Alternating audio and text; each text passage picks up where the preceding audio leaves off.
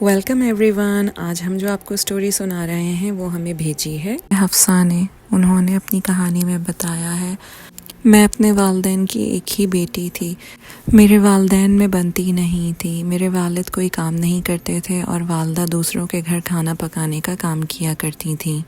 ایک دن میں اسکول سے جب گھر واپس آئی تو میں نے دیکھا گھر میں بہت لڑائی ہو رہی ہے. میرے والدین آپس میں ایک دوسرے سے بہت جھگڑ رہے ہیں. خیر تھوڑے ٹائم کے بعد جب لڑائی تھمی اور سب اپنے اپنے کاموں میں مگن ہو گئے اور پھر سب رات کا کھانا کھا کے سو گئے.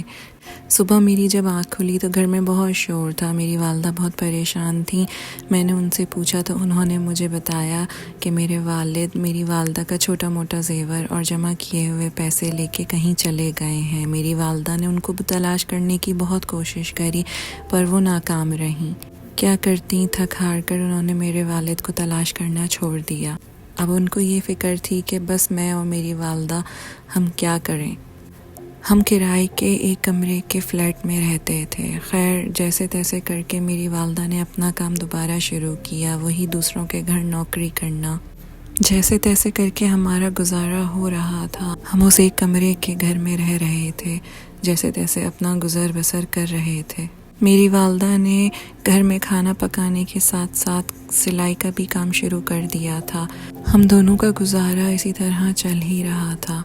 وقت گزرتے گزرتے میں نے اپنی 9ویں اور 10ویں جماعت کے امتحانات کی تیاری شروع کر لی تھی. جب میرے امتحان ہو گئے، میں نے 10ویں اور 9ویں جماعت بھی پاس کر لی تھی تو میں نے گھر میں ہی چھوٹے بچوں کو ٹیوشن پڑھانے کا فیصلہ کیا تاکہ میری والدہ کی تھوڑی سی مدد ہو جائے. میں اپنی والدہ کو اتنی محنت کرتے دیکھتے بہت میرا دل دکھتا تھا. میں چاہتی تھی کہ میں بھی ان کے لیے کچھ کروں.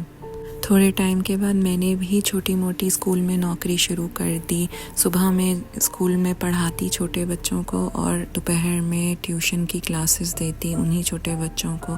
میری والدہ وہی کھانا پکانے کا اور سلائی کا کام کر رہی تھیں. حالات اب بدتر نہیں تھے لیکن بہتر تھے. لیکن میری والدہ اور میں اسی طرح محنت کرتے رہے. انہی سالوں میں میرے والد کا بھی کچھ پتہ نہ چلا اور رشتہ دار بھی نہیں ملتے تھے کہ جن سے کوئی بات چیت کی جائے. خیر اسی طرح سال گزرتے گئے. میری والدہ اور میں اسی طرح محنت کرتے رہے اور میں اپنے پرائیویٹ امتحان دیتی رہی، تعلیم میں آگے بڑھتی رہی. یونیورسٹی میں اچھے نمبروں سے کامیابی حاصل کرنے کے بعد مجھے بہت اچھی جگہ پر ایک نوکری ملی. تنخواہ بھی بہت اچھی تھی. میں نے تنخواہ ملتے ہی سب سے پہلا کام اپنی والدہ کی نوکری چھڑوائی. میں نے ان سے سلائی کا کام اور کھانا پکانے کی نوکری بھی چھڑوائی اور کہا کہ اب میں اس قابل ہوں، اب ہمارا گزارا اچھے سے ہو سکتا ہے، آپ کو نوکری کرنے کی کوئی ضرورت نہیں ہے.